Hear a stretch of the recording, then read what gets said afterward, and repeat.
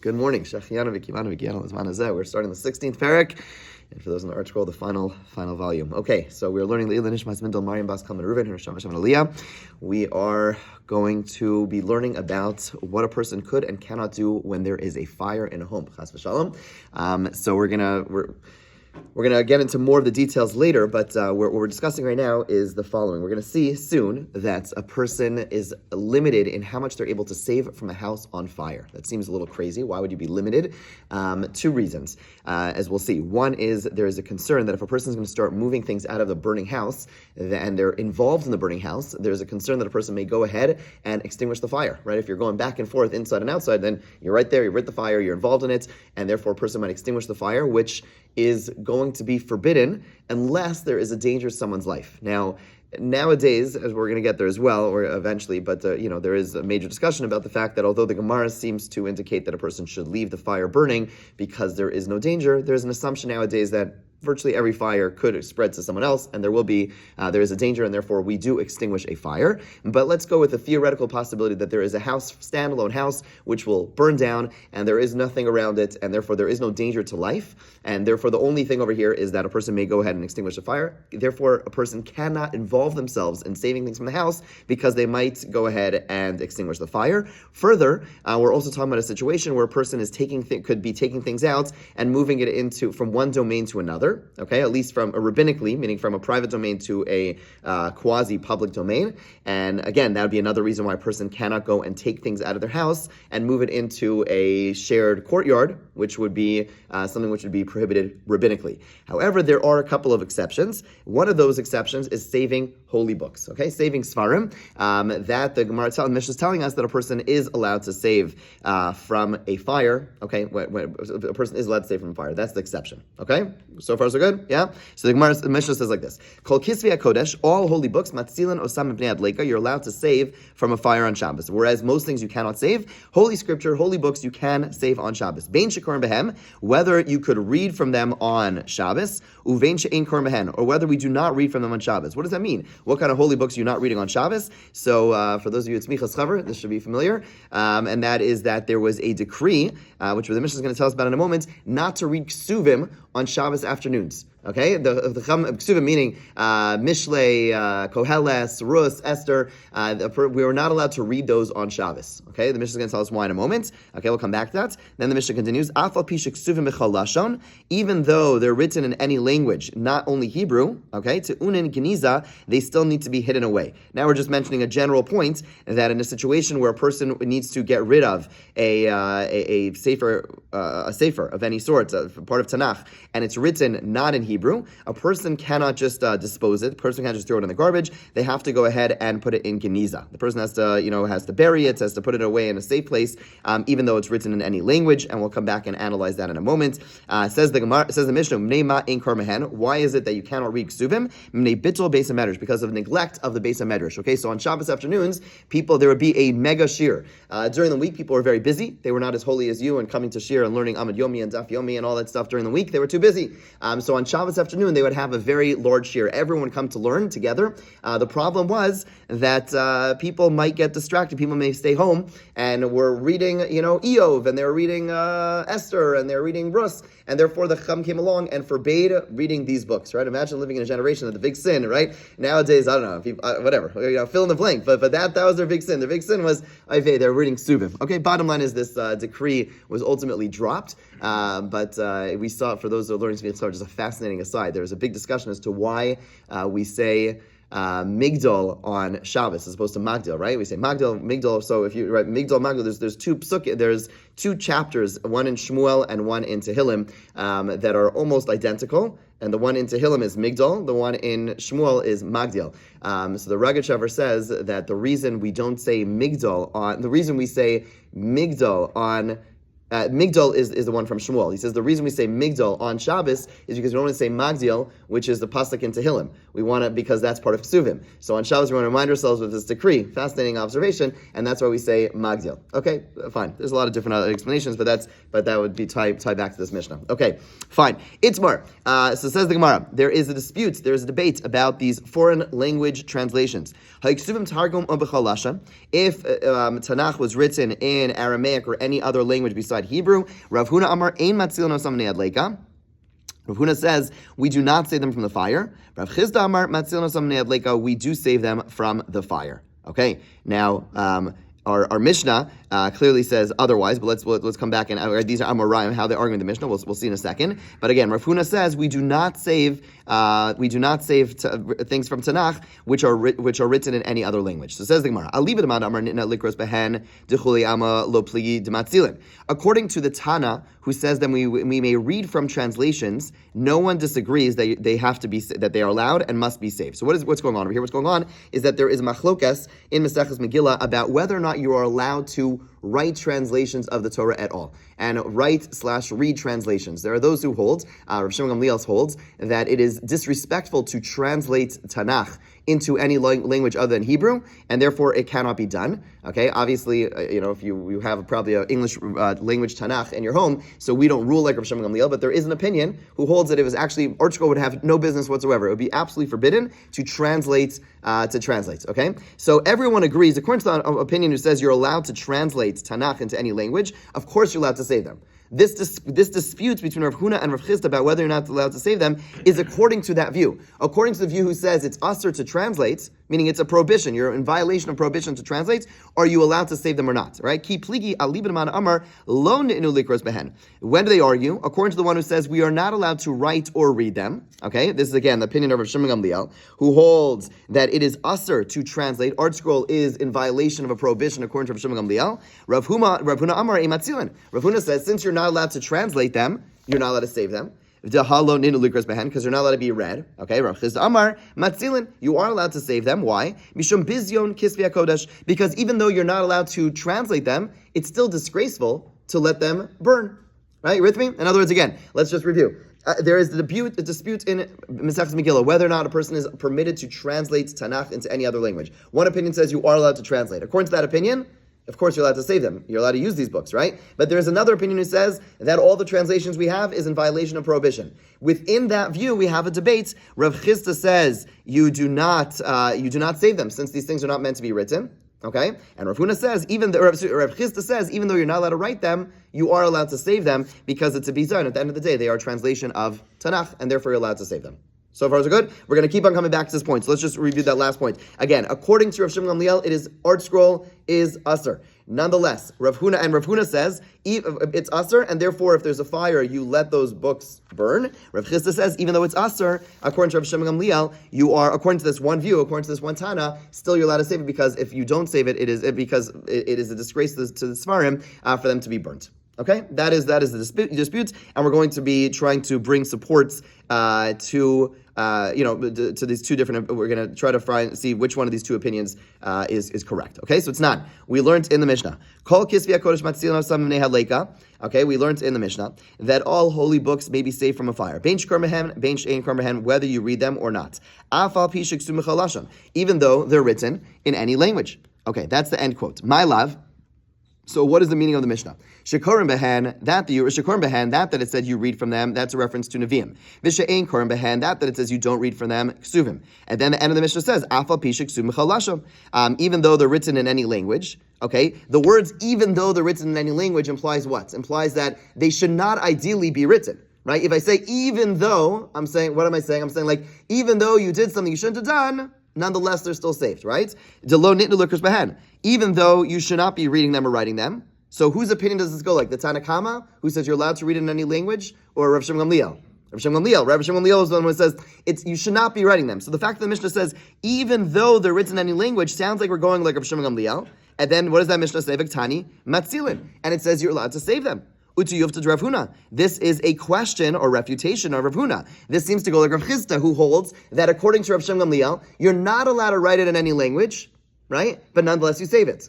You following? Right? Again, the Mishnah says, even though it's written in any language, those words, even though, specifically sounds like the opinion of Rav Shimon Gamliel. Because Rav Shimon Gamliel is saying you should not be writing it. So when I say, even though it's saying there's something not good about this, nonetheless, I'm allowed to save it. Right? And that seems to go like Rav Chisda, who holds that even though you should not write them according to Rav Shimon Gamliel, you should still save them. So this is a question on Rav Huna. Amalach Rav Huna. Rav Huna responds, V'tispera, you think your explanation is a good one. Ema Seifa, let's quote the end of this Mishnah. Tu'unin Geniza. Then the Mishnah says you need to hide them away.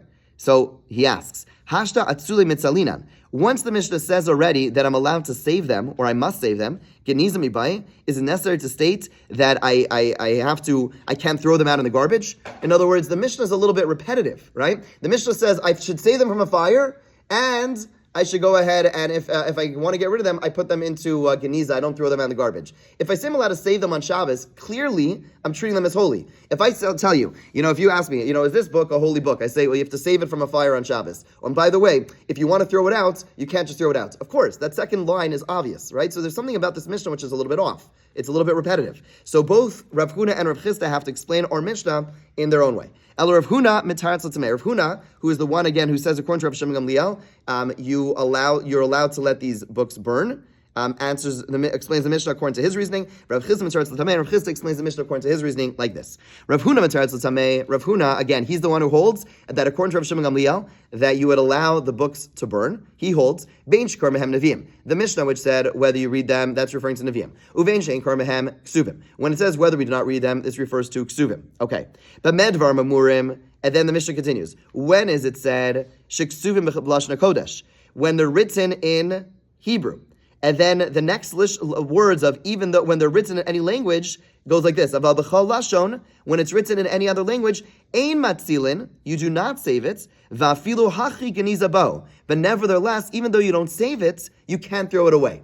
Right, so he reads the Mishnah. Our Mishnah is read a little bit differently. Our Mishnah, although the simple read is Afal Pi Sheksu Michal Lashon is continuation of the first line. He's saying no. The words, even though they're written in any language, is connected to the fact that they need geniza, but it's not connected to the previous line.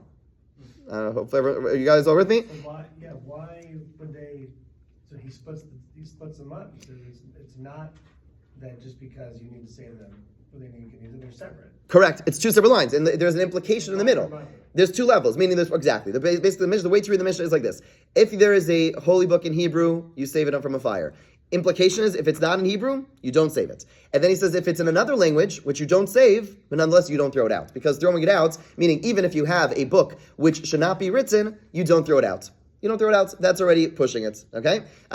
Even though right.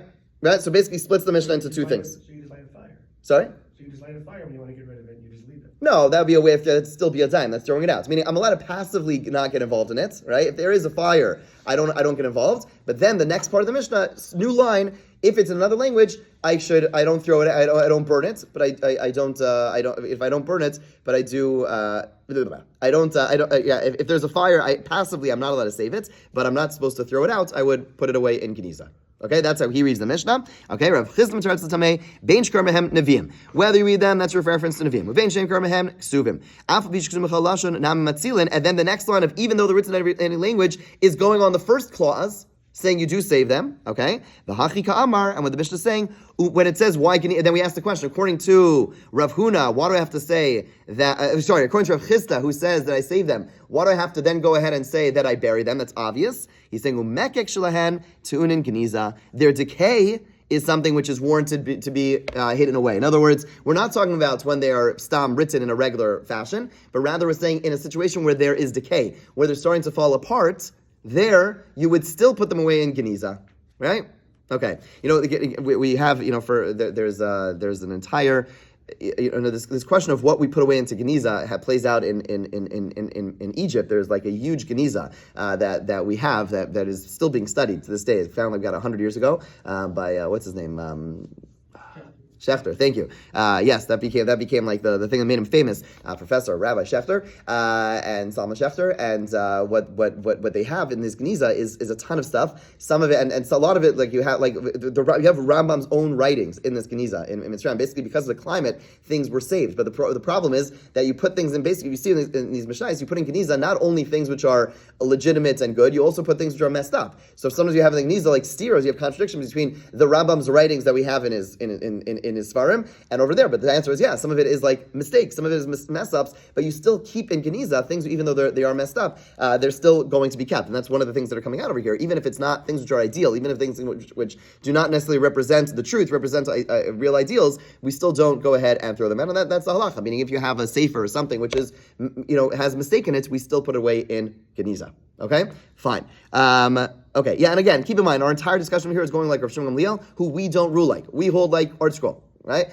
We do translate things into other languages. What we're discussing over here is, according to Rav Shimon Gamliel, according to the view who says you do not translate, what is our relationship to them? So one opinion again says, according to Rav Shimon Gamliel, you are to go ahead and you can't save it, but you still are going to go ahead and not bury it, not let it burn, not destroy it. You'd still have to put it away in Geniza if you do not want. If someone did go ahead and print it, you can't just simply throw it out. Whereas according to the other opinion, according to Rav Huna, no, you're allowed to let it burn. You're allowed, according to Rav Chisda, you do save it from a fire. Okay, let's go further. Meisvei, another question on Rav Huna. Again, Rav Huna is the one who says that according to Rav Shimon Gamliel, you allow such svarim to burn. Okay, so if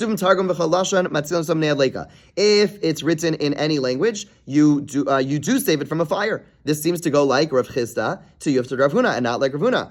Amar lach Rav Huna. Rav Huna says, what kind of question is this? Hi Tana Savar Nitna Likras Behen. This Tana of this Mishnah is like the Tana Kama, who disagrees with Rav Shimon Gamliel, who holds you allowed to write them. In other words, there's nothing in that Mishnah which indicates that it's going like Rav Shimon Gamliel. Rav Huna was only saying his view within the view of Rav Shimon Gamliel, but he agrees, according to the Tana Kama, who holds you're allowed to translate it. Of course, you're allowed to save it, right? Rav Chisda and Rav Huna are only arguing within the view of Rav Shimon Gamliel. Is everyone following? I just want to make sure there's a lot of different names. Again, you have a Tanaic Discad debate.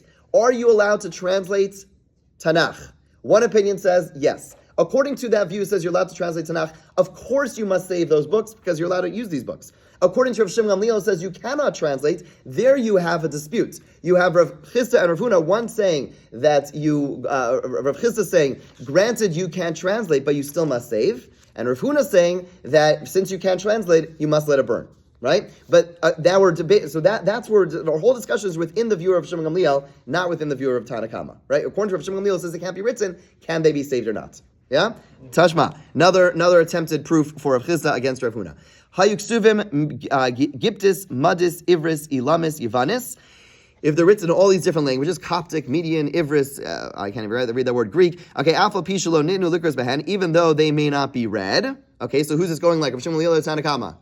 This is going like Rav Shimon Gamliel. It says, even though they may not be read, even though this cannot be written or read, they can be saved from a fire. So who does this go like? To Rav Huna. This is a refutation of Rav Huna. This brisa says explicitly that you cannot translate it into another language, like Rav Shimon Gamliel, and nonetheless says you are allowed to save it. This is explicit question on Rav Huna in support and supporting Rav Chisda. Amar lach Rav Huna responds. He says, Tanahi, you're right. There is a dispute within the view of Rav Shimon Gamliel. There are different Tanaim. What I said is not agreed upon by all. In other words, there are Tanaim who hold, like this brisa we just quoted, that you're not allowed to translate, and nonetheless you could save it. But I'm going to prove to you that there are Tanaim who hold you're not allowed to translate, and you still are allowed to let it, you should let it burn. Tanya, here's the brisa that supports Rav Huna.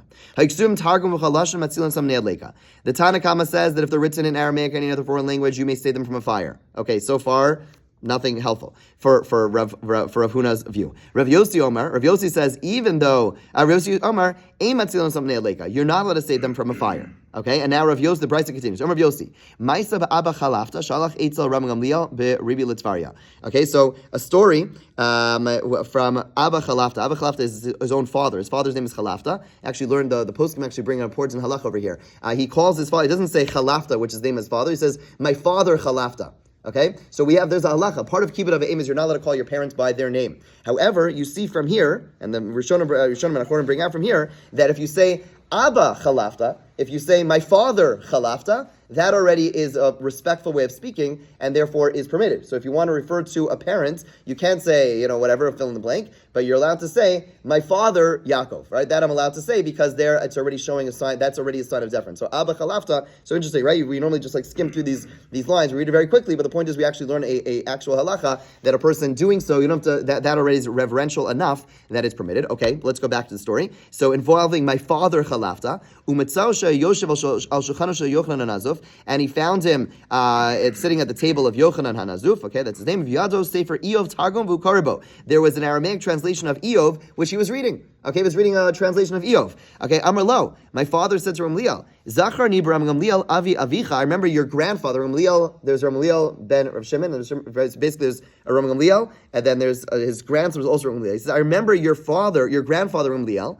Shehaya Omer al Gav Malav Harbayis. He was standing on the steps of the Beis Hamikdash. Okay, we were standing outside the Beis Hamikdash. Ve'aviu lefanav Sefer Eov Targum, and they brought before him an Aramaic book of Eov. Va'amar libanai. Okay, so he's walking up the stairs of the Beis Hamikdash to say, "Oh look, someone just translated, Art School just translated Eov into Aramaic. It's very exciting. Do you want to get a copy?" He says, "Yeah. This is what you should do." Amar libanai shakeu tachas nidbach. He turns to the builder next to him and he said, "Bury this under the row of bricks." Okay, he's standing outside. He said, "Yeah, I want a copy, and you should bury it, right?" So Gamliel Baribi, when he heard this, he said, "Oh my, this is my grandfather's opinion. Hide it, put it into Geniza." Okay, Rabbi Yehuda Omer, Areva Shaltit Kaf Olav. Rabbi Yossi, the son of Yehuda says, okay, it wasn't, they didn't bury it under the bricks, rather they put clay on top of it. Okay, now we get into a bit of a detail. Amaravi, Shtei Shuvas B'Davar. So, first of all, Chad V'chi Tit Bahar Habayis Minayin. There's no clay used in Beis Hamikdash. They didn't use clay to build anything. This is what's going on in that story. Are you allowed to actually destroy them? No one's actually saying you should burn them.